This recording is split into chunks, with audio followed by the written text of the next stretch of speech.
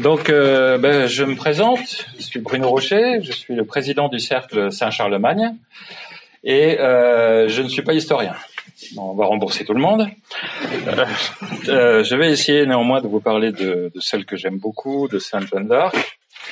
Et on va parler en premier lieu des dernières présidentielles, puisque vous savez, le samedi, donc veille du second tour et dernier tour, Zelensky, le sinistre clown bombardé président de l'Ukraine, avait félicité Macron de sa victoire la veille du résultat. Donc, il me semble que les dernières élections ont tué toute illusion dans le public, dans l'objectivité du suffrage mensonge universel.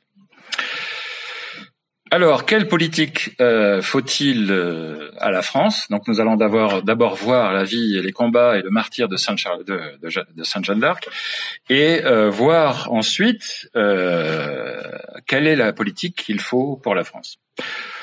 Nous sommes en 2022 le 610e anniversaire de la naissance de Sainte Jeanne d'Arc. Et cette année où, avec la réélection du même à la tête de l'État, nous buvons le calice jusqu'à la lie, eh bien, avec ce petit signe, eh bien, c'est un petit peu un signe de renaissance, d'espérance dans la renaissance de la France. Alors, justement, je vais vous attirer votre attention sur 3 événements que vous connaissez peut-être pas, qui nous font espérer dans cette renaissance de la France. Merci Marc. Marc Tessier, qui est membre du Cercle Saint-Charlemagne, qui m'aide bien. Donc, alors si je vous dis qu'il existe des défaites qui peuvent être aussi grandes que des victoires, par exemple, il y a quelques mois, on a fêté Pâques et la mort de Jésus sur la croix, c'est une défaite pour les chrétiens, non. La mort de Jeanne d'Arc, est-ce vraiment une défaite? Nous allons voir qu'il y a des signes de permanence de la présence de Jeanne d'Arc parmi nous. Vous m'entendez bien au fond? Oui? Oui? Bon. En 2016, il y a eu d'abord l'affaire de l'anneau de Jeanne d'Arc qui a été racheté par Monsieur de Villiers pour la somme de 377 000 € à l'Angleterre. Il y a eu en 2021, en la fête de l'Épiphanie, une lettre d'un des descendants, d'un des frères de Jeanne d'Arc. Et vous voyez pas trop, là, il y a la lettre qui est ici reproduite, une lettre de Sainte Jeanne d'Arc qui a été retrouvée. Et on a appris qu'en 2021, Saint-Michel, donc Saint-Michel est apparu à Sainte Jeanne d'Arc, et en 2021, Saint-Michel est apparu à un Italien qui s'appelait Salvo Valenti, et qui a demandé que la France le prie chaque 29 septembre par sa couronne angélique, qu'on appelle aussi le chapelet de Saint-Michel, chaque 29 septembre. Alors, même un positiviste agnostique comme Charles Maurras avait l'intuition de la mission mystique de Jeanne d'Arc. Il dit, vous voyez pas trop, mais il écrit le sentiment sublime qu'eut Jeanne d'Arc de sa mission portait qu'elle faisait une œuvre de justice. Le campement des Anglais en France était un vol de territoire, un vol de commandement. Il fallait les mettre dehors. Elle disait au nom de Dieu, elle ajoutait Jésus-Marie, tel était le but mystique de Jeanne. Quels furent ses moyens? La force des armes au service d'une politique. Quelle politique royale? C'était dans l'Action française du 8 mai 1927. Et ça, c'est les paroles d'un agnostique. Alors, pour cette conférence, je me suis servi des documents suivants. La mission posthume de Jeanne d'Arc et le règne social de notre Seigneur Jésus-Christ, de Monseigneur Delassus. L'épée de Jeanne, du chevalier de Notre-Dame, Pierre Virion.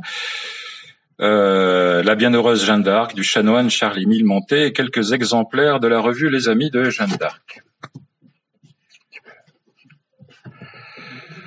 La guerre de 100 ans, les origines de la guerre de 100 ans. Alors j'ai essayé de... approchez monsieur, approchez, venez, il devrait y avoir une... On trouve plus facilement des chaises ici que des places de parking au Puy. En ce moment, parce que le Puy est agréable, mais en ce moment il y a une course piétonne, une course à pied. Donc j'ai essayé de simplifier au maximum les origines de la guerre de 100 ans, qui est essentiellement une guerre de succession familiale. La guerre avait commencé dès 1154 avec l'accession au trône d'Angleterre de Henri Plantagenet, duc de Normandie. Et alors, en raison vraisemblablement de ses crimes contre l'Église et le Temple, le roi Philippe le Bel sera frappé dans sa postérité. Il aura 3 fils, mais ça s'arrêtera là. Il y a à gauche Louis X, le fils aîné de Philippe le Bel, qui meurt après un règne de 2 ans, et comme son fils Jean Ier ne survit que 4 jours à son père, la couronne passe, c'est la loi française, au frère du roi défunt, à son oncle, donc Philippe V. Philippe V mourra de la dysenterie après un règne de 6 ans seulement. Et comme il n'a pas de descendant masculin, la couronne passe à son frère Charles de la Marche, devenu Charles IV. Charles IV, sans héritier, va mourir à son tour de maladie le 1er février 1328, également après 6 ans de règne, pas une année de plus. Sa veuve est enceinte, or, elle n'accouchera que d'une fille. Donc, selon la loi française, normalement, la fille ne peut pas succéder. Donc, Charles IV n'ayant pas de postérité mâle, ses frères étant morts, la branche des Capétiens, en ligne directe, est tarie. On en parlait justement avec quelqu'un, je ne sais plus, des Valois tout à l'heure. C'était avec vous, oui. Avec vous, de cette branche qui était tarie. Et donc, Édouard, il y a en liste 2 prétendants. Il y a Philippe de Valois, qui est le neveu du défunt, la branche passe aux Valois, normalement, et Édouard III d'Angleterre, qui est petit-fils de Philippe le Bel, mais par les femmes. Donc c'est pour ça qu'un conseil s'est réuni, un conseil de barons, et obéissant à la loi salique, ils choisissent Philippe de Valois, devenu Philippe VI, roi de France, à l'indignation de son cousin anglais qui s'en étrangle, mais hélas, il n'est pas mort étouffé. Vas-y. Voilà. Là, vous avez Édouard d'Angleterre et Philippe de France. Édouard, Philippe. Ne pas confondre avec Édouard Philippe. Le roi anglais porte sous son habit de chevalier de la Jarretière une cotte aux armes d'Angleterre et de France, parce qu'il va commencer à porter cette cotte en 1339 avec sa prétention sur le royaume des Lys. Il sera appelé roi de France et d'Angleterre. Et 10 ans plus tôt, l'année de la mort de Charles IV et l'avènement de Philippe VI, celui-ci avait exigé de son cousin un serment de fidélité à lui-même, son suzerain devenu roi de France. Édouard va dissimuler ses sentiments de haine, de colère, du moins il va faire allégeance à Philippe, mais du bout des lèvres en juin 1329, après 10 jours de discussion, et refusant de placer ses mains dans celles du roi. Vous savez, dans les lois de la féodalité, le vassal devait mettre ses mains entre les mains de son suzerain, et par là il lui jurait fidélité. Donc plus tard, il va dire qu'il s'était bien comporté avec le roi français, mais néanmoins, il va préparer la guerre avec ses alliés flamands. Alors Philippe VI de France va accuser Édouard III de félonie le 24 mai 1337.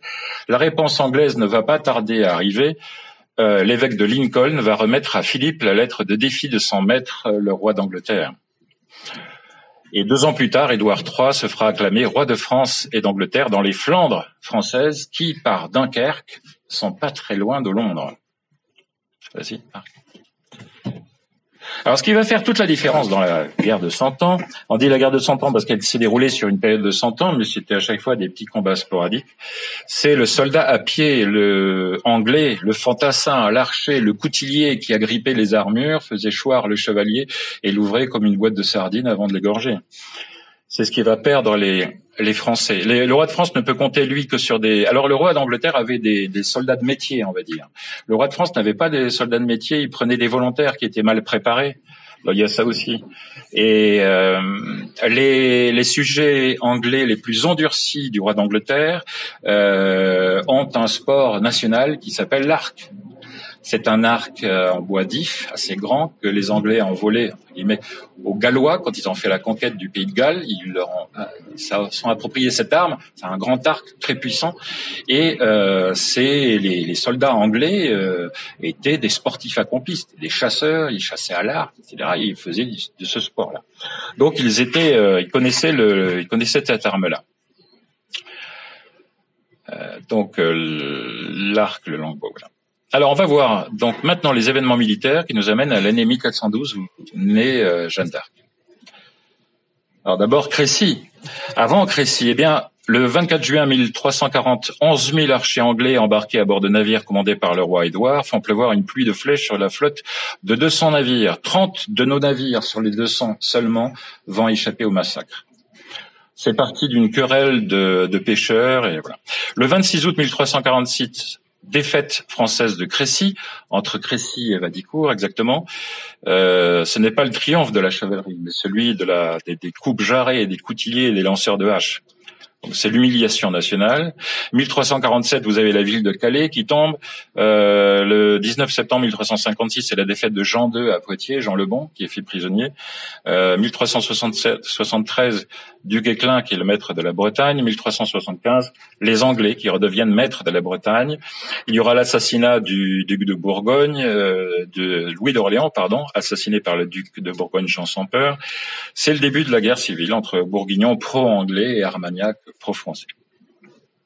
Donc la France catholique et royale est plongée dans le désespoir le plus total, et le 6 janvier 1412, naissance de Sainte Jeanne d'Arc, la fête de l'Épiphanie. Voilà. Donc Sainte Jeanne d'Arc avait une forte dévotion avec Notre-Dame. On a dit que son éducation pour savoir comment se comporter à la cour avait été faite par l'archange Saint-Michel lui-même. Et elle avait des voix qui étaient celles de Sainte Catherine et Marguerite. Elle priait beaucoup Saint Rémy, qui était le patron d'Henri Rémy, priait Saint Louis IX et Saint Charlemagne. C'est avec Madame qu'on en parlait, qui est le patron de notre cercle. 8 ans après la signature du traité de Troyes, qui prétendait faire d'Henri V l'héritier du trône de France, Sainte Jeanne se présente à la garnison militaire de Vaucouleurs. Elle demande à parler à son commandant, le capitaine Robert de Baudricourt. Donc Vaucouleurs est harcelé par les Anglais d'Antoine de Vergy, gouverneur de Champagne pour Henri VI. C'est le fils, bien sûr, d'Henri V, le vainqueur d'Azincourt. Il va régner de 1422 à 1471. C'est sous son règne que Jeanne d'Arc mourra. Et vous voyez ici, non, c'est peut-être après. Voilà, vous voyez ici les armes de Robert de Baudricourt. Alors, le capitaine est un homme rude. Il a le cuir qui est tanné par le soleil et le feu des combats, et on lui amène une paysanne qui dit qu'elle va sauver la France. Alors, il sait pas trop ce qu'il va faire d'elle. Bon, je vous rassure, les oubliettes n'existent pas, c'est une légende. Mais peut-être la raccompagner chez elle. Et alors, il lui demande des explications. Elle a 16 ans, en plus. Et elle dit qu'elle a reçu mission du ciel de faire lever le siège d'Orléans et de faire sacrer le dauphin Charles à Reims. Imaginez la tête du capitaine de Baudricourt. Alors, il l'a fait renvoyer par son oncle, mais avant qu'elle parte avec Durand-Laxart pour rentrer chez elle, elle a parlé de la défaite de la journée des harengs. Et là, il s'en souvient. Il se souvient qu'elle a parlé de cette défaite-là. Le 12 février 1429, elle va révéler à Baudricourt ce désastre. Les Français ont perdu 800 des leurs. En fait, c'était près de Chartres que ça s'est passé. Les Anglais ont fait sortir tout un convoi de poissons pour ravitailler les leurs lors du carême. Les Français étaient embusqués là. Il y avait le fameux laïr que Sainte Jeanne d'Arc aimera beaucoup, au sens le plus net du terme, une bonne amitié.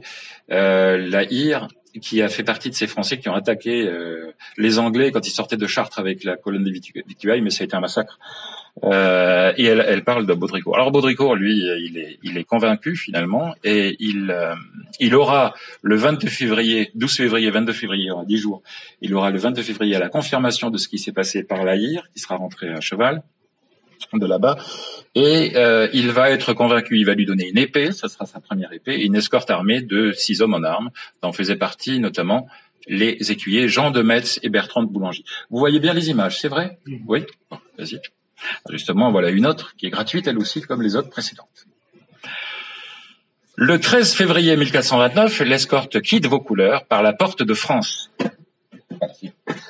Petit photomontage. Le groupe va chevaucher sur 600 kilomètres en plein territoire anglais. C'est occupé par les Anglais. 600 kilomètres. Ils voient pas un seul godon. Ils l'appelaient godon parce que ils juraient en disant Goddam, Dieu me damne, Dieu me damne, Goddam, c'est les godons. Pas un seul Anglais. Donc déjà ça, c'est miraculeux. C'est miraculeux. Et l'escorte arrive à Chinon le 23 février 1429. Marc. Je suis désolé un petit peu pour les longueurs, il y a des tas de détails à dire, alors je voudrais pas que vous vous ennuyiez. Alors, il y a une erreur sur cette image, parce que Jeanne n'est pas encore en armure. Elle porte un simple habit civil d'homme qui lui a été commandé par ses voix. Alors Charles hésite à la recevoir, mais suite à la lettre enthousiaste de Robert de Baudricourt, il consent à la recevoir dans la soirée, malgré les mises en garde du très pourri La Trémouille et du regrettable Regnault de Chartres, qui s'avéreront donc être ses mauvais conseillers.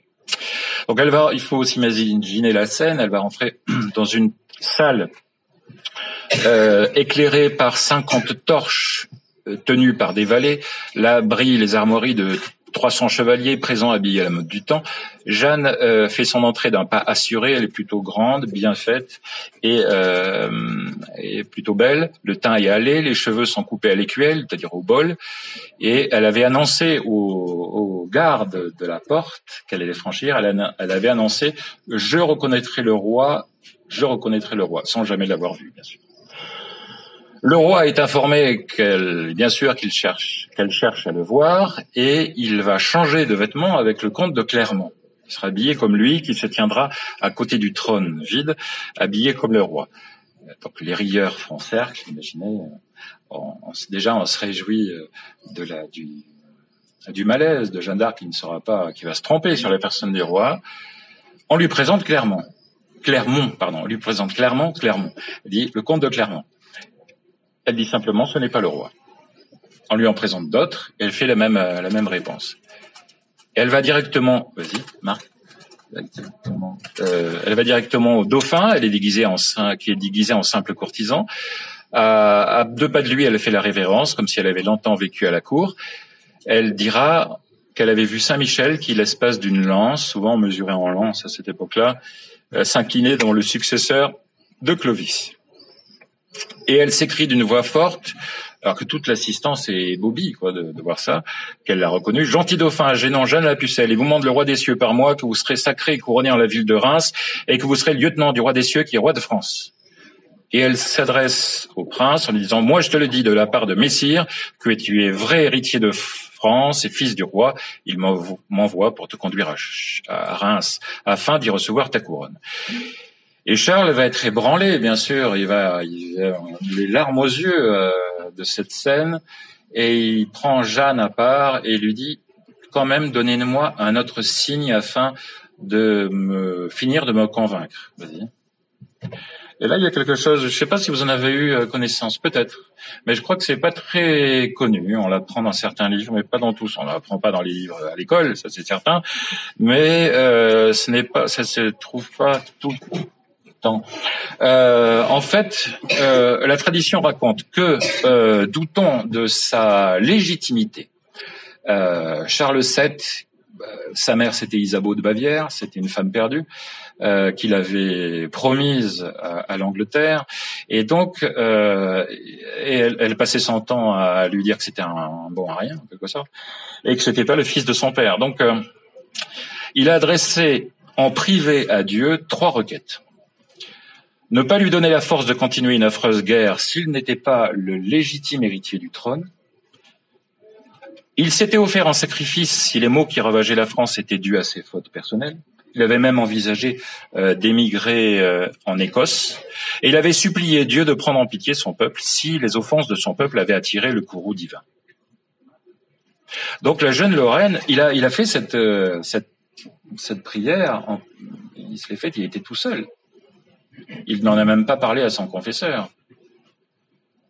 Donc quand il va entendre ça, il va, paraît-il, être rayonnant, comme s'il était visité par le Saint-Esprit. Il va faire l'éloge de Jeanne d'Arc devant la cour. La cour reste méfiante à cause de Regnault de Chartres et de la Trémouille, mais il rassure la cour en disant que de toute façon, il pense que c'est elle, mais pour s'en assurer, il fera passer Sainte Jeanne d'Arc devant une commission d'experts à Poitiers. Ce sera la fameuse commission de Poitiers. Vas-y. Voilà, donc Charles VII était frappé de la simplicité de Jeanne d'Arc et de sa prédisposition à passer d'un air humble et un peu timide même à la manière quand l'heure était grave ou sérieuse, à la manière la plus hardie, la plus confiante et la plus autoritaire. Par exemple, oui, une petite histoire. Il s'entretenait un jour affectueusement avec elle et arrive le duc d'Alençon. Duc d'Alençon était prince de sang. Jeanne d'Arc l'ignorait, ça. Donc c'est un membre de la famille royale, prince de sang. Et le roi salue le duc d'Alençon et dit simplement à Jeanne, c'est le duc d'Alençon. Jeanne lui fait la révérence qu'il faut, accentuée, et dit, vous soyez le très bienvenu. Plus il y aura de sang royal de France ensemble, mieux ça vaudra. Jean II, duc d'Alençon, comte du Perche, était prince de sang. Elle ne pouvait pas le savoir. Vas-y, Marc.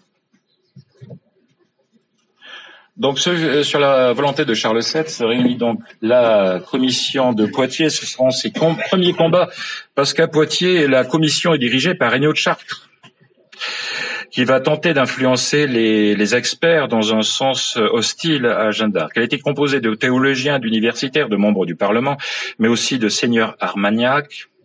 Tout le monde les juges seront émerveillés par la profondeur mystique des réponses de Sainte Jeanne d'Arc. Et rendront même après sa mort le témoignage éclatant de ses vertus. Cela servira au procès de réhabilitation de Sainte Jeanne d'Arc. La belle-mère de Charles VII, Yolande d'Aragon, qui va financer. Charles VII manquait d'argent, donc Yolande d'Aragon va financer les campagnes militaires du roi. Elle sera chargée d'examiner Jeanne au niveau de sa virginité. Elle dira que effectivement elle est vraiment vierge, et les commissions dira que cette pucelle est une excellente personne, et étant donné la nécessité du royaume, nous croyons que votre majesté peut s'aider de Jeanne la pucelle, qui déclare venir de par le roi du ciel, et nous croyons qu'elle vient de par le ciel.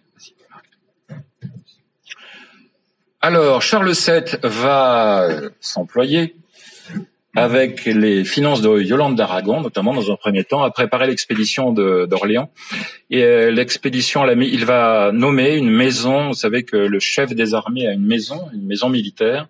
Et Jeanne d'Arc aura une maison militaire, sera composée à la tête de cette maison militaire pour veiller à tout et pour organiser. Il y aura cet écuyer Jean d'Aulans qui dirigera sa maison. On confectionne une armure pour Jeanne, et quand vient la question de l'épée, donc elle avait déjà une, vous savez, l'épée que Robert de Baudricourt lui avait donnée, mais elle a dit non, c'est pas celle-là que je veux. C'est pas celle-là.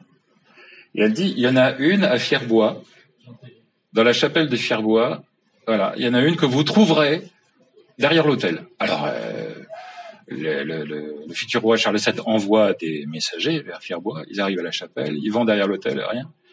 Et à ce moment-là, il voit qu'il y a une des dalles qui est un petit peu soulevée, un petit peu séparée des autres. Il soulève la dalle, et dessous, il y a l'épée. Il y a une épée qui était entourée de tissu, etc. Et elle était couverte de rouille. Eh bien, la rouille, vous savez ce que c'est, sur du métal, ça tient. Quand ils ont pris l'épée, la rouille est tombée. Voilà. Donc, elle avait prévu donc cette épée. Vas-y. Voilà. Alors, voilà l'épée de ça. Vas-y, tu peux passer. L'épée de Fierbois. Alors, donc, bon, le modèle des chevaliers. Sainte Jeanne d'Arc, modèle des chevaliers. Bon, ça ne suffit pas pour convaincre des gens de guerre. À elle, qui n'était jamais montée à cheval, on lui présente malicieusement la monture la plus nerveuse. Elle monte à cheval, le cheval se calme. Des chevaliers lui tendent une lance et lui indiquent le premier des anneaux. Vous savez, un des jeux favoris des chevaliers, c'était de lancer une lance qui devait passer tous les anneaux. C'était très difficile. Elle n'a jamais fait ça. Elle a gardé tout le temps les bœufs chez elle. Elle lance la lance qui passe à travers tous les anneaux. Imaginez la tête des chevaliers qui voient ça. C'est cette paysanne-là que vous m'avez amenée. Elle est vraiment paysanne? Vas-y, passe. Voilà, Sainte Jeanne d'Arc, modèle chevalier, vas-y, passe encore. Voilà. Donc le 27 avril 1429, avec des chevaliers qui sont convaincus du caractère exceptionnel de Jeanne d'Arc, ils partent pour Orléans au chant du Veni Creator Spiritus, entonné par les dominicains. Orléans est un point stratégique parce que à Orléans, les principales voies de communication se rencontrent. Vous avez une voie qui va vers l'Atlantique, vers Paris, vers le centre. Donc pour l'armée royale, l'objectif est de faire parvenir aux assiégés des victuailles. Orléans est assiégé par les Anglais, mais comme on va le voir, mal assiégé justement. Les Anglais étaient trop confiants sur leurs forces et je pense qu'ils ont négligé vraiment la défense d'Orléans. Ils ne pouvaient pas s'imaginer quoi la révolte contre Orléans viendrait d'où? De Charles VII, là, lui qui n'a qu'une poignée de fidèles? Non, c'est pas possible. Le peuple, lui, on domine le peuple, donc ça viendra pas du peuple. Et il s'imaginait pas qu'il y aurait cette réaction-là. Vas-y. Merci, Marc. Donc, Orléans est bordé par la Loire et l'accès par la rive gauche de la Loire offrait moins de difficultés stratégiques. La rive gauche avait été choisie par l'armée parce que c'est là simplement où il y avait le moins d'Anglais. Avec la rive droite de la Loire, on tombait carrément sous les murailles. Les premières défenses d'Orléans et on se trouvait à portée de tir, à portée des flèches anglaises. Donc ils avaient préféré la rive gauche. Mais c'est pas ce que Sainte Jeanne d'Arc avait demandé. Elle va se mettre en colère, elle va s'apercevoir que l'armée chemine par la rive gauche, elle se présente furieuse à Dunois, le bâtard d'Orléans, et elle lui demande à voix haute si c'est par son ordre que l'armée emprunte la rive gauche.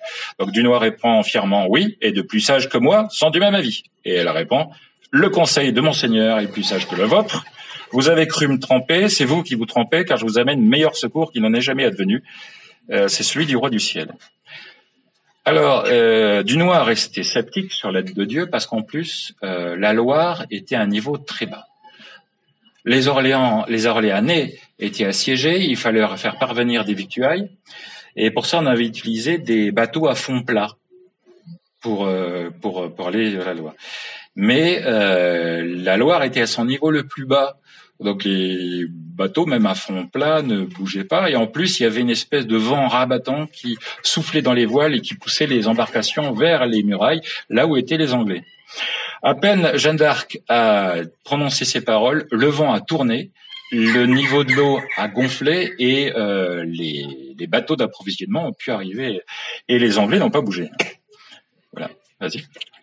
Comme les Anglais de la Bastille Saint-Loup, d'ailleurs, ne bougeront pas. C'est une Bastille qui est située à l'est de la ville, donc voilà, complètement isolée. Et c'est le point faible de la défense. Jeanne et Dunois vont donc entrer par la porte de Bourgogne. Vous avez la porte de Bourgogne qui est ici, qui commande l'accès à Orléans par le côté est. Ils vont entrer tranquillement par là, en passant sous la Bastille Saint-Loup. Un accident. Donc ils entrent à Orléans. Vas-y. Ils entrent à Orléans, c'est l'image que tout le monde connaît. Hein. Le 29 avril à 8 heures du soir, Jeanne entre dans les quartiers d'Orléans et la population lui fait un triomphe. C'est des quartiers qui sont pas encore. Faut pas s'imaginer que ces quartiers-là sont envahis d'Anglais. Une fois qu'on avait passé la Bastille Saint-Loup, on entrait dans Orléans, mais c'était pas le cœur d'Orléans. C'est pas le cœur d'Orléans. Le cœur d'Orléans, pour entrer dans le cœur d'Orléans, en fait, il faut passer par la porte l'opposé, par la porte principale d'Orléans. Donc, l'un de ses premiers actes à Sainte Jeanne d'Arc est de dicter une lettre à destination des Anglais pour réclamer en vain leur départ, la délivrance de Guyenne. On avait envoyé des messagers, il y avait Guyenne notamment, et ils ont été retenus prisonniers contre toutes les lois de la guerre, et on a même menacé de les pendre. Alors elle exigeait la libération de Guyenne. Si vous ne libérez pas Guyenne, moi je fais les prisonniers anglais, on les égouille. En retour, elle ne reçoit qu'une bordée d'insultes grossières. Je vous laisse imaginer le genre d'insultes qu'on peut adresser à une pucelle, n'est-ce pas? Et qui vont lui faire énormément de peine. Vas-y. Merci Marc. Donc le 1er mai, elle renouvelle sa sommation par la route de Blois en direction de la garnison anglaise, qui occupe les tourelles de Saint-Laurent et de Londres. Comme on le voit sur cette gravure, elle subit les mêmes insultes que la veille. Voilà. Le 4 mai, veille de l'Ascension, le convoi de ravitaillement commandé par Gilles de Rais, le sinistre Barbe Bleue, et par le maréchal de Saint-Sévère arrive. Jeanne sort à sa rencontre à la tête de 500 hommes d'armes sur la route de Blois. Les Anglais ne bougent pas. C'est quand même rien que ça. Miraculeux. Dunois va assaillir. Alors, Dunois va prendre une initiative regrettable. Jeanne d'Arc, vous le comprenez, elle était quand même assez fatiguée, elle va faire la sieste. Et elle s'endort, et puis elle s'endort. Dunois dit, ben non, on va assaillir Saint-Loup sans en avertir Jeanne. Eh bien, donc il y a une attaque qui se compose d'Armagnac et de bourgeois de la ville. L'attaque, bien sûr, va échouer et les Francs vont devoir se replier en désordre. Vas-y. Donc on réveille Jeanne. C'est une image. Non, si, Saint-Loup, c'est ça. On réveille Jeanne, ses voix l'avertissent du désastre, elle presse son page d'aller acquérir son cheval, elle arrive au grand galop, elle surgit, elle brandit son étendard, électrise les assaillants par ses paroles, on repart à l'assaut, on entre dans la Bastille, les Anglais reculent et refluent vers le clocher de l'ancienne abbaye qui leur servait de garnison, le sol est jonché de 150 cadavres anglais, les défenseurs se rendent, on met la Bastille sera la proie des flammes, tandis que les cloches d'Orléans vont sonner les premières vêpres de l'Ascension, puis toutes les cloches de la ville pour annoncer la victoire. Les Augustins également tomberont le 6 mai. Reste la plus décisive, la Bastille des Tourelles. C'est la Bastille ultime pour Orléans, les Tourelles, qui défendent, voilà, c'est le nom que je cherchais tout à l'heure, la porte Bagné. Voilà, la porte Bagné, c'est cette porte. Voilà. On voit. La porte Bagné défend l'accès à Orléans. On y accède par un pont qui enjambe la Loire. Sainte-Jeanne va confier à son confesseur, le frère Pacrel, qu'elle sera blessée avant le soir. Ça aussi, comment a-t-il pu le savoir? Le samedi 7 mai, elle est debout avant l'aube, elle assistait à la messe et communiait. La garnison anglaise est nombreuse, mais les assaillants, composés d'Orléanais et de soldats du roi, sont enthousiastes. Les 500 Gaudans qui défendent le boulevard et la Bastille se battent avec l'énergie du désespoir. La lutte est rude. Vers midi, Sainte-Jeanne reçoit un trait d'arbalète anglaise qui lui troue l'épaule de part en part. Elle dit, c'est pas grave. Verser de la blessure une sorte d'huile, voilà, sur la blessure et elle remonte en selle. Elle va remonter en selle le lendemain. En attendant, les défenseurs anglais rugissent de joie quand ils voient que le chef de guerre ennemi est blessé. Ils rugissent de joie, mais ça n'empêchera pas la prise d'Orléans. Elle remonte à cheval, la Bastille des Tourelles est aux mains des Français à la tombée de la nuit. Des 500 chevaliers et écuyers anglais qui défendaient la forteresse, 300 avaient trouvé la mort. Voilà, donc Orléans est aux mains des Français de Charles. Alors les chefs anglais tiennent conseil le 8 mai. On le sait pas trop, ils tiennent conseil le 8 mai et ils sont très inquiets. Ils disent c'est pas normal. La plupart des chefs militaires anglais ont fait Crécy, non pas Crécy, ont fait Azincourt.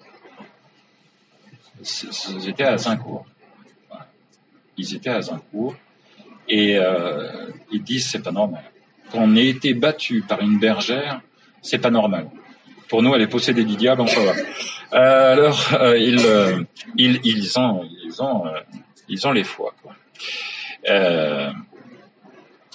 Et là, donc ils commencent à se reculer lentement en direction de Mans et de Jargeau, qui ne tarderont pas à être pris par les Français. Alors, certains Anglais ont voulu en découdre encore. Ils ont dit, quand même, on va pas laisser une aussi belle place, comme ça, tranquillement, une bergère. Elle a eu de la chance, mais on va se ressaisir. Bien que fait Jeanne, qui avertit par ses voix de ce que trament les Anglais. Elle sort d'Orléans. Imaginez, ils se mettent en ligne. Sainte-Jeanne d'Arc à cheval, Dunois, La Hire, Gilles de Ré, qui s'alignent en ordre de bataille, suivi par une multitude d'hommes d'armes à pied et à cheval. Tous les bourgeois d'Orléans, tout ce qu'ils ont pris, tout ce qu'ils pouvaient, des haches, etc. Ils sont sortis derrière les chevaux et ils se sont mis comme un mur. Donc les Anglais ont conclu à l'impossibilité d'une résistance. Et là, Jeanne a dit tout haut que, à moins que les Gaudans ne fassent mine d'attaquer, il ne plaisait pas à Dieu qu'on les combatte et qu'on les aura une autre fois, de toute façon. Donc là, il n'insiste plus. Donc voilà, il se retire. Donc le 13 mai, Charles VII vient à Tours pour féliciter Jeanne de ses victoires. Elle méprise tout compliment, se précipite à ses pieds, lui embrasse les genoux et dit « Gentil dauphin, venez prendre votre sacre à Reims ». Et le roi, malgré Chartres et la trémouille, va ordonner la campagne du sacre. On croit que après Orléans, tout était simple. Non, il a fallu encore déloger tous les Anglais qui se trouvaient entre Orléans et Reims. On craignait par exemple Bedford, qui était aux ordres on craignait Falstaff, qui était aux ordres de Bedford, d'empêcher cela. Mais les villes de Jargeau, demain va tomber le 15 juin, le 17 juin, c'est la victoire de Beaugency, la prise de Patay, et donc toutes les villes qui se trouvent sur la route du Sacre progressivement retombent ou tombent aux mains de Charles VII. La route de Reims est ouverte. Vas-y. Voilà, donc c'est la première fois, en fait, dans l'histoire de France, c'est la première fois où un roi de France dut accéder à son trône par la force, Charles VII. Ça se fait à Reims, donc ça c'est comme toutes les fois, mais la différence c'est que cette fois-ci c'était par la force. Les princes, en raison de la guerre, les princes du sang manquaient, beaucoup étaient morts à la guerre, manquaient également 3 pairs ecclésiastiques et plusieurs grands dignitaires du royaume. Ça n'empêchera pas le sacre de Charles VII qui eut lieu le 17 juillet 1429. Comme les ornements royaux étaient détenus à Saint-Denis et que Saint-Denis était occupé par les Anglais, il était impossible d'aller les chercher. Donc là, on a improvisé et le résultat a été superbe. Voilà, donc vers 8 heures du matin, le père abbé de la collégiale Saint-Rémy remettait à l'archevêque consécrateur Regnault de Chartres à la Sainte-Ampoule, porté solennellement à la basilique de Notre-Dame, escorté par les seigneurs de Ré, de Boussac, de Sainte-Sévère, de Graville, de Cullin, qui entraient dans la cathédrale à cheval, comme c'était la coutume lors des grandes cérémonies, et ne mirent pied à terre qu'à l'entrée du chœur. Sainte Jeanne d'Arc était debout aux côtés du roi, avec son étendard en main. Il avait été à la peine, et il était bien juste qu'il fût à l'honneur, disait-elle. Elle dira qu'elle a vu Saint Michel Archange lui-même aux côtés du roi, qui s'était incliné. Quand le roi a été armé chevalier par le duc d'Alençon et que Charles VII est apparu sacré couronné en tête, les trompettes ont sonné, l'acclamation populaire, Noël, Noël a retenti sous les voûtes de la cathédrale. Mission accomplie. Jean Thirois est exécuté le plaisir de Dieu qui voulait que levasse le siège d'Orléans et que vous menace en cette cité de Reims recevoir votre saint sacre en montrant que vous êtes vrai roi et celui auquel le royaume de France doit appartenir. Donc c'est la première mission de Jeanne d'Arc qui est achevée. Reconnaissance du vrai roi de France, délivrance d'Orléans, sacre royal à Reims. Il restait à bouter les Anglais hors de France. Le 17 juillet, donc sacre du roi à Reims. Le 23 août, elle faisait le siège militaire de Paris, mais son martyre avait déjà commencé. Aux origines d'une persécution, il y a toujours la haine, vous savez. Donc il y a eu la haine des Juifs pour le Christ, il y a eu la haine des païens et des druides, certains druides celtes pour les premiers apôtres des Gaules, il y avait la haine de Néron pour les chrétiens de Rome, etc. Ici, nous avons affaire à la haine du clerc. On dit que les haines des prêtres sont les plus terribles. La haine du clerc, Pierre Cochon pour les Armagnacs, la haine pour les Armagnacs et donc pour Jeanne. Ça nous fait remonter 22 ans plus tôt, c'est la bonne image, au 23 novembre 1407. Louis d'Orléans est assassiné par Jean sans peur, duc de Bourgogne. Il y aura une émeute populaire qui va être conduite par Simon le Coutelier, dit Caboche et ses écorchards parisiens, au service du duc de Bourgogne. Et parmi cette joyeuse bande, on distinguait un prêtre, il était déjà Pierre Cochon, clerc tonsuré, ami intime du duc de Bourgogne, son maître. Donc ils ont les émeutiers cabochiens pour Bourgogne ont commis les pires méfaits à Paris, mise à sac de l'hôtel de Nesle, du château de Bicêtre qu'ils ont incendié. Le 22 mai, ils ont forcé l'entrée de l'hôtel Saint-Paul, la résidence de Charles VI. Ils vont jusqu'à menacer le dauphin Charles, donc qui connaissait pas encore Sainte Jeanne d'Arc évidemment. Quelques-uns des meilleurs serviteurs de la royauté sont massacrés. On va voir ça avec la révolution de 89. Voilà. La situation va changer à l'annonce de l'arrivée de Charles d'Orléans, le fils du prince assassiné. Une trêve va être signée et donc en raison de cette trêve, les cartes vont se retourner et on va se retourner contre les cabochiens qui vont devoir fuir avec le Pierre Cochon, etc. Le duc de Bourgogne va s'enfuir le 23 août pour aller retrouver Pierre Cochon et d'autres partisans. Donc il y aura chez Pierre Cochon vraiment une haine pour le parti armagnac et pour la royauté légitime. Donc quand il va avoir Sainte Jeanne d'Arc entre les mains, ça va pas être joli. Il va servir si bien Henri VI of England and France que celui-ci va même prier le pape de le porter à l'archevêché, mais heureusement le pape n'acceptera pas. Il est tout de même en 1422 conseiller du roi Henri V d'Angleterre, Pierre Cochon. Voilà, mais la haine vis-à-vis de Jeanne d'Arc va souffler encore longtemps sur les rangs du clergé français, parce que vous avez, alors qu'un positiviste comme Auguste Comte, donc c'est pas les premiers des chrétiens, les positivistes, c'est plutôt des matérialistes. Positiviste va dire qu'il faudrait quand même qu'un hommage spécial fût rendu publiquement à la touchante mémoire de Jeanne, à laquelle aucun Français ne devrait manquer de témoigner sa reconnaissance, tout de même, dit par Auguste Comte, cette phrase. Eh bien, alors qu'un positiviste comme Auguste Comte dit cela, le clergé de France sera absent aux premières cérémonies nationales joanniques instaurées en 1920. Il y aura toujours l'esprit de Pierre Cochon qui va souffler jusqu'en 1900. C'est quand même lamentable. Vas-y. Attaque de Compiègne, c'est ça? Ouais. Donc, 1429, on remonte maintenant, on revient à cette année 1429. Donc, Jeanne et l'armée sont impatients de refouler les Anglais sur leur île. Le siège de Paris est décidé. Mais les ennemis de Jeanne ont gagné de l'influence sur Charles VII. Le 4 août, les larmes aux yeux, Sainte-Jeanne apprend que Charles VII a ordonné la retraite. Donc là, ils sont victorieux et ils doivent faire retraite sur ordre du roi. Alors, ils allaient faire retraite la mort dans l'âme lorsqu'un conseil de guerre se réunit entre eux avec Jeanne pour relever le gant parce que l'ost de Bedford, les Anglais rôdent aux alentours de Paris et marchent sur eux. Et Charles VII va se ressaisir, il va sommer la ville de Compiègne de lui ouvrir ses portes. On se mesure non loin de Senlis. Bedford va finir par lever le camp. Le roi va entrer à Senlis, puis à Compiègne avec une Jeanne radieuse. Mais il ne voudra pas aller plus loin. Le 28 août, il y aura la signature d'un inexplicable armistice à la demande du roi vainqueur, qui est signé entre la Majesté de France et le duc de Bourgogne. C'est désastreux parce que cet armistice permettra au duc de Bourgogne de fortifier Paris contre Charles VII. Vas-y.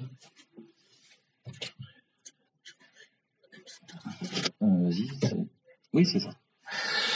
En Normandie, Bedford va tenir tête au connétable de Richemont et à la Hire qui menace Rouen. Il va laisser 2000 godans à Paris sous le commandement de Villiers de l'Isle-Adam, qui est le meilleur des officiers bourguignons. Et contre l'avis de Charles VII, Jeanne et Alençon vont se diriger vers Paris le 23 août 1429. Le siège de Paris. Donc l'armée de Jeanne et d'Alençon va arriver à Saint-Denis le 26 août 1429. Les troupes vont être privées du soutien royal et seront assez maigres, tandis que les troupes bourguignonnes vont être puissantes. Le roi n'apparaissait toujours pas. Il y avait des escarmouches, si vous voulez, entre les Anglais et les Français. Mais le 7 septembre 1429, le roi fait soudain son apparition à Saint-Denis et l'assaut est fixé pour le lendemain. Elle aura lieu le 8 septembre en la fête de la Nativité. Et alors, donc le tournant de cette guerre, va intervenir quand Jeanne, c'est la fin là. Elle va vouloir sonder les fossés comblés d'eau. Et à cet endroit-là, les fossés qui devaient être vidés d'eau, asséchés, étaient comblés d'eau. Elle a eu le sentiment d'être trahie. Elle dit pourquoi il y a de l'eau. Donc elle a sondé la profondeur de l'eau et à ce moment-là, elle reçoit un trait d'arbalète qui lui troue la cuisse de part en part. Sa deuxième blessure. On l'évacue et à ce moment, au moment où on l'évacue, des traîtres crient qu'elle est morte et qu'il faut se replier. Donc de sa couche, elle proteste. Elle dit au contraire qu'il faut continuer l'assaut. Les assaillants dans la nuit vont recevoir l'appui du baron de Montmorency et de 60 gentilshommes qui passent au service de Charles VII. C'est des gentilshommes, qui étaient pour le service du roi d'Angleterre, qui passent au service de Charles VII. Donc, on espère en la victoire. Et soudain, le duc de Bar et le comte de Clermont annoncent de la part du roi, qui n'était plus sur le terrain, l'ordre de cesser le combat. C'était le beau résultat des manœuvres du duc de Bourgogne à la cour de France. Donc résignée, l'âme navrée, Jeanne dut se résoudre elle aussi à renoncer à sa conquête. Donc l'armée va rentrer à Saint-Denis. La Pucelle, qui comprend que ses missions chevaleresques touchent à sa fin, fait accrocher son ex-voto à Saint-Denis. Elle fait accrocher son baudrier en buffle, ses éperons et son épée. Donc je passe sur les tristes épisodes qui vont conduire cette merveilleuse femme jusqu'au sacrifice suprême de sa vie. On connaît un miracle de Sainte Jeanne d'Arc, elle va ressusciter un bébé mort-né pour juste le temps de son baptême à Lagny. Vas-y. Donc janvier 1430, le roi Charles VII, pour faire taire ses remords, décide d'honorer Jeanne pour tous les services rendus et il anoblisse les armes de Jeanne d'Arc, donc une épée et les fleurs de lys, ça date de cette époque-là. C'est aussi le début de son martyre de sang. Elle entend encore ses voix, Sainte Catherine et Sainte Marguerite, qui vont lui annoncer qu'elle sera prise avant la Saint-Jean. Donc les trahisons vont se succéder. Le roi ne veut plus marcher contre les Bourguignons. Il a fait des alliances multiples avec le duc de Bourgogne. Les soldats sont congédiés par leur chef. Jeanne d'Arc, pure et droite comme une lame d'épée, était devenue une gêne au sein de cette cour d'intrigues et de mensonges. Donc les batailles où elle va sont des batailles sans lendemain, Saint-Pierre-le-Moutier, la Charité-sur-Loire, etc. Quand elle demande d'avoir une trésorerie pour la guerre, on le lui refuse. Enfin bref, toutes sortes de difficultés. Et le gouverneur de Soissons, Guichard Bournel, ouvre même la ville aux Bourguignons. Vas-y. Donc, voilà, 23 mai 1430, Jeanne est prise à Compiègne. Elle sait qu'on va la mettre à mort. Elle commence par être mise au château de Compiègne, puis à celui de Marny, dans les Ardennes. En fait, les Anglais avaient d'abord songé à l'empoisonner. Et ou à la noyer, mais ils craignaient l'incident diplomatique avec Charles VII. Donc, comme Jeanne se disait envoyée par le ciel, eh bien, ils ont dit on va lui faire un procès en sorcellerie. Comme ça, elle sera discréditée devant la France, devant le roi Charles VII, et ce sera tout bénéfice pour nous. Elle sera dans une situation d'attente dans le cachot du château de Louis de Luxembourg à Marny. Et donc, d'après les lois de la guerre d'alors, un chef de guerre ennemi pouvait être relâché contre le versement d'une rançon. Aucune rançon ne parviendra jusqu'à Jeanne. Le roi Charles VII va ne faire rien pour libérer celle à qui il doit sa puissance et sa couronne. Donc, bon, ben voilà, elle va être transférée sur ordre du geôlier Luxembourg au château de Borvoire, après des incarcérations à Clairoy, puis à la forteresse de Beaulieu, en Vermandois, d'où elle cherchera en vain à s'évader. Elle va à un moment tresser une corde qui va descendre le long du donjon. Hélas, donc là, elle n'a plus de secours du ciel. À ce moment-là, elle est livrée, elle a plus que parce que c'était fixé, elle devait mourir. Et là, elle trisse cette corde est trissée, elle la met le long du donjon, et la corde est trop courte. La corde n'arrive pas jusqu'au sol, donc elle saute et elle se rompt la cheville. Donc elle est ramenée, on lui reproche d'avoir voulu s'évader, mais elle dira c'est le propre des prisonniers de chercher à s'évader. Le cochon, qui n'est pas une cochonnerie près, dira qu'elle a voulu se suicider, donc péché grave pour un chrétien. Avant octobre 1430, elle va être liée comme une prise de chasse sur un cheval, transférée à Arras pour être remise aux Anglais. Auparavant, elle en est furieuse. Elle fustige Luxembourg, qui lui avait promis de ne pas la livrer à ses pires ennemis. Elle va rester à Arras jusqu'en mi-novembre, puis vient le moment de la conduire à Rouen pour être jugée.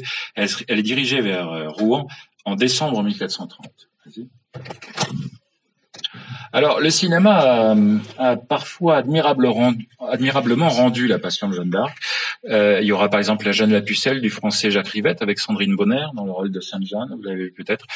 Il y aura, mais il commence à dater, 20 ou 30 ans, le téléfilm Jeanne d'Arc de Christian Duguay avec Leslie Sobieski. Alors Leslie Sobieski, l'actrice, qui est une actrice viking en fait, du Nord. C'est la descendante, non, elle est de Pologne, mais si, bien sûr, elle est de Pologne, parce qu'elle descend de Jean Sobieski, là, qui a délivré Vienne des Turcs, voilà. Voilà, merci monsieur. Ouais, ouais, c'est ça. Donc elle est descendante du libérateur de Vienne et elle joue le rôle de Jeanne d'Arc. Voilà, dans ce film. Il y aura Jeanne d'Arc de Victor Fleming avec Ingrid Bergman. Et voici une très belle photo du film allemand Jeanne d'Arc de Gustav Ucicki en 1935 avec Angela Saloker dans le rôle de Sainte Jeanne. Donc Jeanne est devant ses juges mortels, donc comme à l'époque en France des épurateurs, de l'épuration, ils ne sont pas là pour juger, mais pour exécuter. C'est la plus lumineuse figure des massacres, donc cette lumineuse figure des massacres perpétrés par les gaullistes, Robert Brasillac, cette figure retranscrira d'ailleurs le procès de Sainte Jeanne d'Arc qu'il vénérait lui-même et priait. Donc, au premier rang des ennemis de la pucelle, il faut citer Jean de Beaufort, cardinal de Winchester, son neveu le duc de Bedford, le duc de Bedford, celui que Jeanne d'Arc appelait le Bedford. Parmi la foule des juges, il y avait qu'un juge tout-puissant, Pierre Cauchon, assisté du prieur dominicain Jean Lemaitre. Et l'ancien conseiller d'Angleterre, du roi d'Angleterre, n'avait pourtant nul droit de juridiction sur le diocèse de Rouen. Il y a eu magouille. Il était là, alors que ça devait être lui était évêque de Beauvais, et là c'est l'évêque de Rouen qui aurait dû être là. Donc Jeanne avait réclamé, comme c'était son droit, que la moitié des assesseurs au moins soient des partisans de Charles VII. Cela lui fut refusé. Je vous passe toutes les violations des lois en vigueur. Par contre, les dominicains Martin Ladvenu et Isambard de la Pierre vont discrètement témoigner à Jeanne une vive sympathie qui ne cessera jamais, mais c'était très dangereux parce que ils risquaient leur vie. Hein. Vas-y. Donc, Ingrid Bergman, donc a fait une extraordinaire Jeanne d'Arc pour le cinéma en 1948. Donc on va enfermer Jeanne dans une cage en fer comme un animal. Elle devra supporter tout le temps la présence des soldats anglais jour et nuit. Ils la garderont et regarderont tout le temps. Cauchon aura ces paroles, il dira « Il nous faut servir loyalement le roi d'Angleterre. Il s'agit de faire un beau procès contre Jeanne. » Vous imaginez un juge qui dit ça. « Je vais instruire un procès contre mon accusé. » C'est fou. Aucun juge ne dit une chose pareille. Un juge normal. Donc Jeanne va comparaître contre le droit ecclésiastique dans une chapelle diocésaine ouverte à tout venant. Normalement, c'était dans une chapelle fermée. Et là, c'est à tout venant. Bon, ça fait partie des nombreuses violations. Donc, on lui supprime l'assistance à la messe et au sacrement. Personne ne dit rien. Jeanne va se présenter fièrement et simplement, sans aucun artifice théâtral. Elle ne sait pas de quoi on l'accuse, exactement.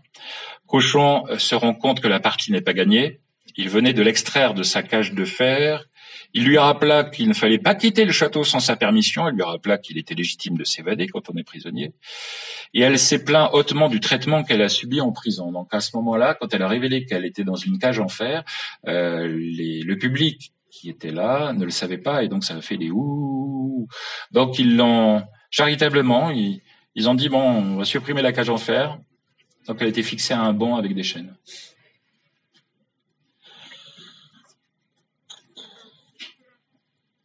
Elle va évoquer ses voix. Quand elle va parler de ses voix, on va se moquer d'elle, on va hurler, on va vociférer. Troisième séance. Je suis votre juge. J'ai le droit de savoir la vérité. Jeanne répond. Je vous le dis, prenez bien garde. Vous prétendez être mon juge. Vous assumez là une forte responsabilité. Vous me tourmentez trop. C'est assez. J'ai juré 2 fois dans un procès. C'est assez. Alors, vous serez condamné, dit-il. Magnifique procès. À Jeanne, l'assesseur Jean Borpère va lui demander si elle se croit en état de grâce. Elle va répondre simplement, je ne sais pas si je suis en état de grâce, mais... Parce que si elle dit « je suis en état de grâce », on va lui dire qu'elle est orgueilleuse. Si elle dit « je ne suis pas en état de grâce », on va dire qu'elle est en péché mortel. Et elle va dire si j'y suis, Dieu m'y garde. Si je n'y suis, que Dieu m'y mette. Voilà. Elle avait bien remarqué la fourberie du tribunal. Elle va déclarer au mois de février 1431, lors de un de ses procès, « Ah, vous écrivez bien ce qui est contre moi, mais vous ne voulez pas écrire ce qui est pour moi. » Ils avaient envoyé des enquêteurs à Domrémy, et comme toute la population de Domrémy était favorable à Jeanne d'Arc, ils ont biffé des tas de trucs. Il restait pas grand-chose. Donc le 24 mars 1431, on l'informe des charges reconnues contre elle. Pierre Cochon va faire pression sur elle, va lui redemander de reprendre les habits conformes à son sexe. Elle va répondre: je vous en prie, permettez-moi d'entendre la messe en habit d'homme. Ça ne charge pas mon âme de péché, le porter n'est pas contre les lois de l'Église, mais l'évêque ne change pas. Vas-y. Voilà Leslie Sobieski, qui est très touchante, donc la descendante de Jean Sobieski, très touchante dans le rôle de Jeanne. Voilà. Et alors, on va commencer un nouveau procès. Je vous déroule pas tout le procès, mais en fait, ils vont procéder par un trucage, en fait. Ils vont procéder par un trucage. Je simplifie tout parce que ça nous entraînerait trop loin. Ils vont faire un trucage. En fait, ils savent que Jeanne d'Arc ne sait pas lire. Donc, ils ont préparé 2 parchemins. Il y a un parchemin sur lequel, en gros, est écrit je reconnais m'être trompé, avoir fait la guerre en habit d'homme. Je désire remettre mes habits de femme et j'accepte la peine de prison qui me sera imposée. Et sur l'autre parchemin, il est écrit en gros je suis relapse, sorcière, hérétique, j'ai menti, j'ai blasphémé, j'ai insulté le roi d'Angleterre, etc. Chose qu'elle ne faisait pas. Et malgré tout. Et donc il y avait ces 2 parchemins. Quand elle va monter sur le bûcher, l'un des assesseurs du bourreau va lui dire voilà, si vous signez ce parchemin, alors quel parchemin? Le parchemin dans lequel vous désirez recevoir l'habit de femme et vous reconnaissez avoir mal fait. Eh bien là, vous serez gracié. Et vous finirez vos jours en prison. Et dans une prison ecclésiastique. Elle a dit je signe. Elle savait pas écrire, donc une croix. Mais elle a mis une croix sur le mauvais parchemin. Je suis relapse, hérétique. Qu'est-ce qu'ils font les autres? Ils brandissent le parchemin. Elle dit voilà ce qu'elle a signé. Parce qu'en fait ils ont glissé. Vous savez, voilà le parchemin. Donc si le parchemin était dessous l'autre, ils l'ont fait glisser. Ils ont fait un trucage quoi ils ont pas fait. Enfin, je sais pas comment ils ont fait, mais en tout cas ils l'ont fait quoi. Voilà, vas-y. Voilà, mercredi 30 mai 1431, au petit matin, le peuple de Rouen est accablé. Seuls les soldats anglais, comme les soldats romains quand le Christ est monté au Golgotha, riaient, s'esclaffaient et dressaient le bûcher pour Jeanne. La foule vient au cachot de Jeanne pour lui signifier son arrêt de mort. Elle sera conduite à 8 heures sur la place du Vieux Marché pour y être brûlée. Cochon, fumier quand même. Un vrai cochon. C'est pas comme ça qu'on aurait dû écrire son nom. C'est pas C-A-U, c'est à Joël. Il va interroger Jeanne d'Arc avec une hypocrisie, voilà, disant mais oui, vous comprenez, mais vous êtes opposé quand même bien à moi, vous êtes opposé à moi, etc. Je regrette tout ça, ce qui vous arrive, mais enfin, acceptez votre sort. Et puis, qu'est-ce que vous avez dit au roi de Charles VII? Qu'est-ce que vous lui avez dit en privé? Vous savez, c'est la fameuse révélation quand elle a révélé au roi qu'il avait adressé 3 requêtes au ciel. Et lui, il en avait été informé, il voulait absolument, c'était une idée fixe, savoir ce qu'elle avait dit. Il l'a envoyé sur les roses, bien sûr. Elle lui répond: vous m'avez promis de me mettre dans les mains de l'Église, et vous m'avez laissé aux mains de mes ennemis. Oui, je meurs par vous, et j'en appelle de vous devant Dieu. Ça, c'est sérieux. Donc, ça veut dire qu'elle ignorait tout de la diabolique manœuvre qu'on lui avait signée, parce que sinon, elle aurait dit: vous m'avez induit en erreur, j'ai signé un faux parchemin, et c'est par votre faute que je serai brûlé. Mais elle dit pas ça. Elle dit vous m'avez menti, vous me laissez aux mains de mes ennemis, je meurs par vous. Elle ignorait tout de la manipulation. Donc elle sort vers 9h, vêtue d'une longue robe, la tête coiffée d'un chaperon. À ses côtés dans la charrette étaient assis l'huissier Massieu et le frère prêcheur Martin Ladvenu. La voiture était escortée par 120 soldats anglais qui ouvraient le passage brutalement dans la foule des Rouennais qui étaient venus toucher Sainte-Jeanne. Donc grosse émotion. On arrive sur la place à 9h30. L'échafaud est protégé par 800 godins en armes. Au sommet, le poteau de supplice est dressé avec un écriteau. Alors je vais pas vous passer, je vais vous dire ce qui est marqué sur le Christ. Il y avait marqué le roi des Juifs. Au-dessus de sa tête, il y avait marqué idolâtre, dissolu, cruel, invocateuresse du diable, apostate, schismatique, hérétique. Voilà, fermez le banc. Donc il y aura un long serment de l'universitaire Nicolas Midi de l'Université de Paris. L'Université de Paris était aux mains des Bourguignons, donc Paris à l'époque-là était Bourguignon, et même jusqu'à la mort de Jeanne, était acquise à la cause anglaise, au roi d'Angleterre. Et il y a beaucoup de juges qui venaient de l'Université de Paris. Donc Jeanne va réclamer une croix, donc en anglais va lui en confectionner une avec 2 fragments de fagot et va lui présenter. Elle va embrasser cette croix, la serrer sur sa poitrine, et alors à ce moment-là, le frère à l'advenu va lui présenter une croix de procession, une vraie croix d'église, qu'elle va embrasser également. Son chaperon est remplacé par les Anglais par une mitre de papier sur laquelle est inscrit hérétique, schismatique, idolâtre. Puis le bourreau fait monter Jeanne par des degrés pratiqués dans l'amoncellement de fagots. Ils avaient toute une technique pour faire les fagots. C'était pas comme ça, c'était bien structuré. Et il y avait une espèce d'escalier. Et elle prie à haute voix pendant qu'on l'attache au poteau.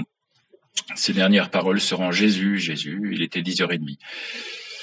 On dit que le spectacle a terrifié les Anglais et que l'un d'eux, le secrétaire royal Jean Tressart, a crié « Nous sommes perdus, nous venons de brûler une sainte. Je crois son âme aux mains de Dieu et je crois damner tous ceux qui ont adhéré à sa condamnation. » Son cœur était intact. Le bourreau a pris le cœur et l'a jeté dans la Seine avec les restes du corps calciné. Et on dit que le bourreau qui s'était confié sans repentir, il n'avait pas de sentiment de repentir, il n'était pas touché plus que ça, il en avait brûlé des tas de gens, mais il était quand même intrigué, il est allé voir les religieux du couvent jacobin de Rouen et qui lui ont demandé comment ça s'était passé. Et il a dit qu'il était, il dit que c'était comme il l'avait toujours fait, mais il a dit qu'il était très impressionné parce que donc il a vu le cœur de Jeanne au milieu du brasier. Le corps était consumé et le cœur était là. Normalement, le cœur brûle comme le reste. Il a rajouté un mélange combustible d'huile, selon ce qui se faisait à l'époque, du soufre et du charbon mêlés. Le cœur ne se consumait pas. Et c'est là qu'il a jeté le cœur dans la Seine. Donc, qu'est-il advenu des juges de Jeanne? Je crois que ça nous intéresse de savoir ça. Est-ce qu'elle va être vengée? 2 seulement, Thomas de Courcelles et Jean Beaupère, échappèrent à une mauvaise mort. Pas beaucoup. Cochon, comment est-il mort, Cochon?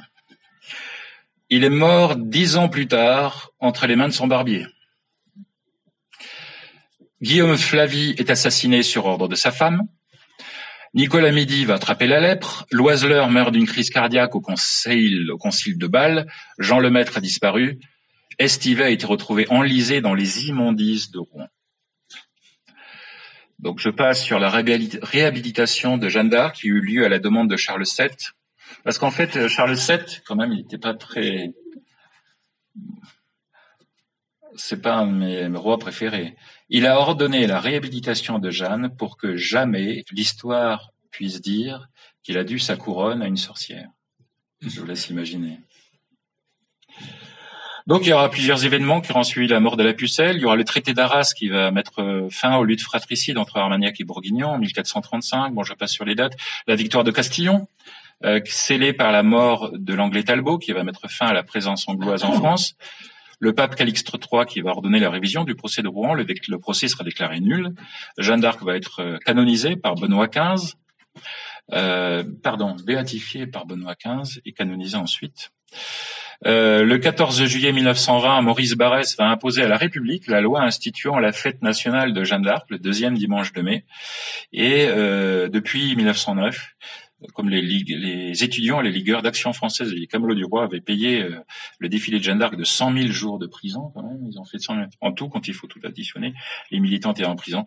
Eh bien, depuis, il y a un défilé national, il y en a encore eu un à Paris.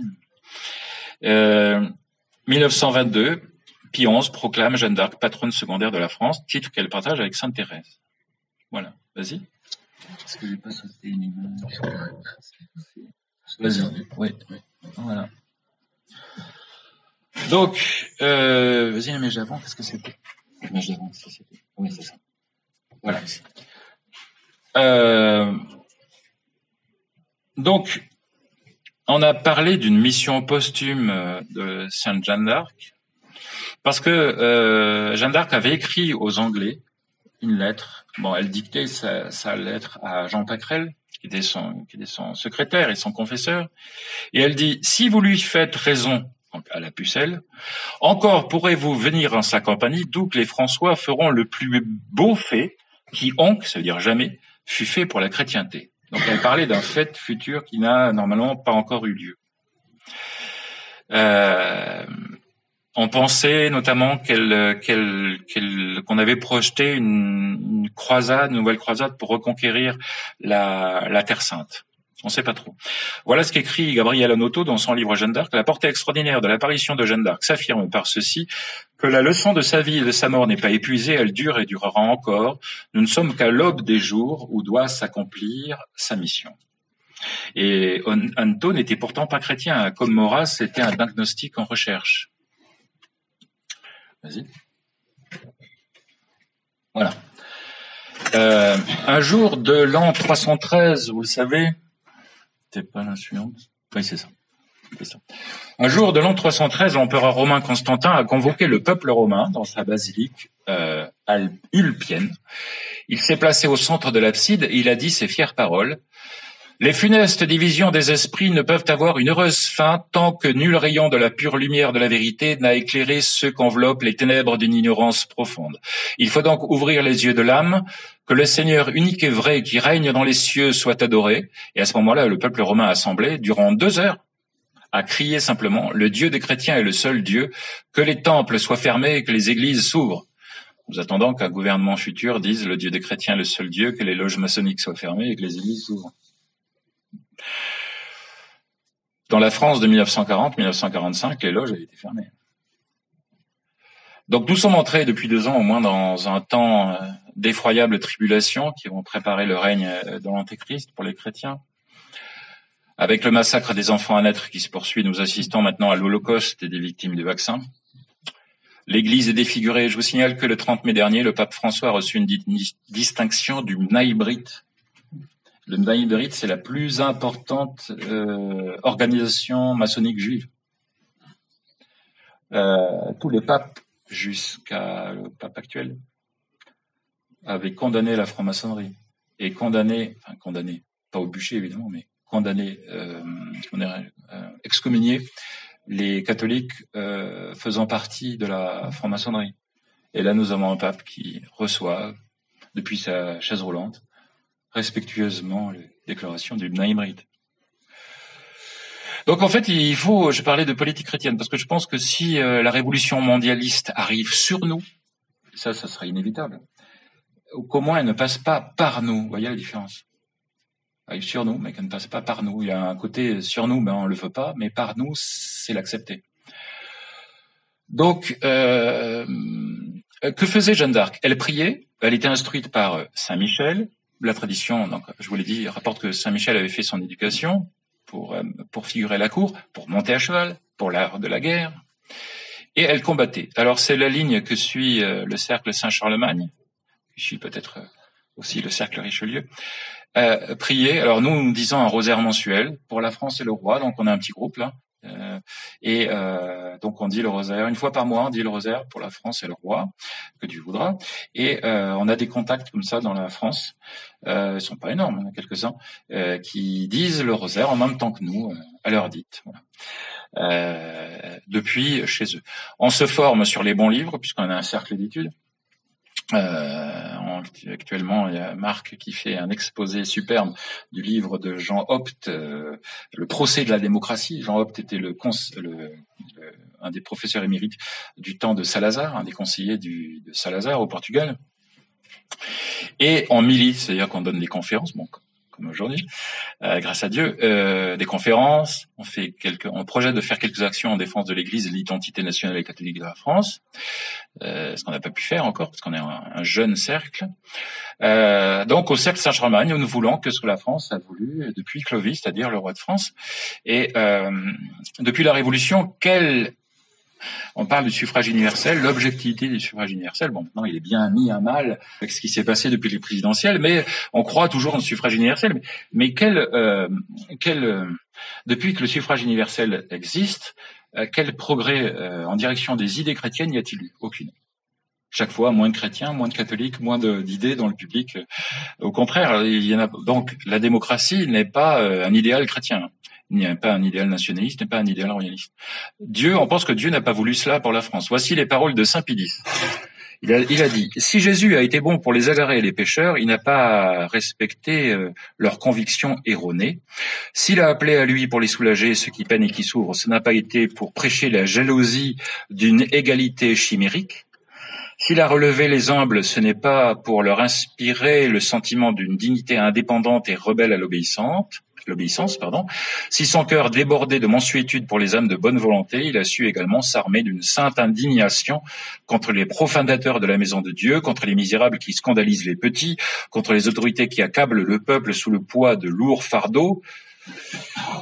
Voilà donc. Et il dit ceci aux évêques français qui lui demandaient quelle devait être l'instruction catholique. L'enseignement catholique. Il dit que ces prêtres ne se laissent pas égarer dans le dédale des opinions contemporaines par le mirage d'une fausse démocratie, qu'ils n'empruntent pas la rhétorique des pires ennemis de l'Église et du peuple en langage emphatique, plein de promesses aussi sonores qu'irréalisables, qu'ils soient persuadés que la question sociale et la science sociale ne sont pas nées d'hier, que de tout temps l'Église et l'État, heureusement concertés, ont suscité dans ce but des organisations fécondes, que l'Église n'a jamais trahi le bonheur du peuple par des alliances compromettantes, n'a pas à se dégager du passé, qu'il lui suffit, pas de repentance, donc, qu'il lui suffit de reprendre avec le concours des vrais ouvriers de la restauration sociale les organismes brisés par la Révolution et de les adapter dans le même esprit chrétien qui les a inspirés au nouveau milieu créé par l'évolution matérielle de la société contemporaine. Car les vrais amis du peuple ne sont ni révolutionnaires, ni novateurs, mais traditionnalistes. Et il dit à des pèlerins français le 13 décembre, ça va, personne n'est sorti de la salle, bon je continue. Il dit le 13 décembre 1908, vous savez, en général, c'est ça, quand il y a un conférencier n'est pas d'accord avec toutes ses idées, on a le droit d'avoir des idées différentes, et au bout d'un moment, il y en a un ou deux qui sortent dignement la tête haute. Je donnerai pas de caution. Il a déclaré, vous direz aux Français qu'ils fassent leur trésor des testaments de Saint-Rémy, de Charlemagne et de Saint-Louis. Ceci, c'est un appui clair en direction de la royauté française. Voilà. Le comte de Chambord, qui était dans l'ordre de succession, tenu par les légitimistes, après Charles X, après le duc d'Angoulême, après qu'est-ce qu'il y a eu, Charles X, le duc d'Angoulême, le duc de Berry, il y avait le comte de Chambord. Et le comte de Chambord décrivait « Oui, l'avenir est aux hommes de foi, mais à condition d'être en même temps des hommes de courage, ne craignant pas de dire, face à la révolution triomphante, ce qu'elle est dans son essence et à la contre-révolution, ce qu'elle doit être dans son œuvre de réparation et d'apaisement. » Le vicomte de Bonald, j'ai bientôt fini, le vicomte de Bonald, qui était un grand théoricien royaliste, il écrivait l'hérédité du trône, et donc le royalisme garantit, enfin la royauté garantit l'hérédité du trône, l'hérédité du trône est la garantie de toutes les hérédités et la sauvegarde de tous les héritages, c'est-à-dire la sauvegarde des familles même, tous les héritages, des familles. Le roi protège les familles françaises.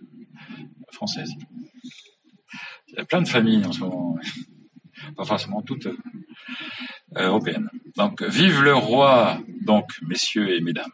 Alors, puisque 2022 est une année joannique et que la sainte de la patrie et de la légitimité royale puisse accomplir chez nous sa mission posthume et chez nous rayonner sur le monde, mais ça ne se fera pas sans notre concours pour défendre nos familles, l'Église et, pour ceux qui veulent, et notre nation. Que Sainte Jeanne d'Arc puisse achever sa mission en France. Alors, je voudrais, pour terminer, vous présenter ceci. Le cercle avait fait venir Mademoiselle Imbert à Unieux et donc on a eu une très belle conférence d'elle et la projection de ce film. Alors je n'ai que cet exemplaire, donc je ne suis pas chargé de vendre le film, mais si ça vous intéresse, je pourrais vous donner les. Pourquoi? Parce que s'il y a deux apparitions en fait à Cotignac en 1519 et en 1637, c'est la même apparition. Et à 1637, la Sainte Vierge apparaît aux dominicains déchaussés, à l'augustinien déchaussé, pardon. Non, j'ai oublié le nom. Comment? Non, le religieux. Fiacre, le frère Fiacre. Elle apparaît et donc tout de suite, elle apparaît avec un enfant. Donc le frère Fiacre s'incline, il se prosterne, pensant que c'est l'enfant Jésus. Et la Sainte Vierge dit relevez-vous, mon fils. C'est le fils, c'est l'enfant que Dieu veut donner à la France, et le futur Louis XIV. Donc une mission royale à Cotignac, c'est le film qui est tourné. Voilà, il est vendu 20 € et les bénéfices vont à de bonnes œuvres. Et si vous désirez le recevoir, je puis vous donner la publicité que j'ai faite de ce petit film, si vous le faites. Voilà, je vous remercie, messieurs, dames.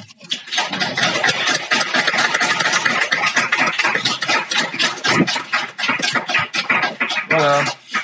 Merci de ne pas vous être endormi. J'ai rien dit. J'ai rien dit. Mais c'est normal, monsieur. C'est normal. Profitez-en bien. Voilà. Bon, mais écoutez, merci de votre participation. Vous avez des questions, comme je disais tout à l'heure, de préférence dont je connaisse les réponses par avance. Vous avez cité au tout début de votre intervention Pierre Virion. Oui. Et je pensais le retrouver plus avant dans votre exposé. Par rapport à son livre L'épée de Jeanne. Oui, l'épée de Jeanne que j'ai chez moi, oui. Où il parle de toutes les épées, elle en a eu 5 en fait. Voilà. Et j'ai pas pu, ça aurait été trop long, ça aurait été beaucoup plus long. Ouais, j'avais commencé à parler des 5 épées de Jeanne Pierre Virion, effectivement. J'en avais parlé, puisque c'est un de mes livres de chevet, mais j'ai biffé parce que j'ai dû d'abord en faire un texte comme ça et puis en temps j'ai dû raccourcir. Sinon, mais effectivement, bien vu. Effectivement, Pierre Virion. Mon merci, Bruno. Oui, non, mais avec plaisir, bien sûr. Oui, merci beaucoup.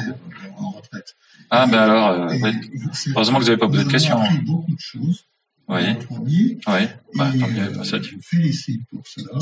Certes, vous avez dit que vous n'êtes pas historien, mais je pense que vous en avez l'étoffe. Oh, c'est gentil, mais merci. Je pense pas. Que vous avez apporté. Merci. Si j'avais pas mes notes, j'aurais pas été. Merci beaucoup, monsieur. Merci bien.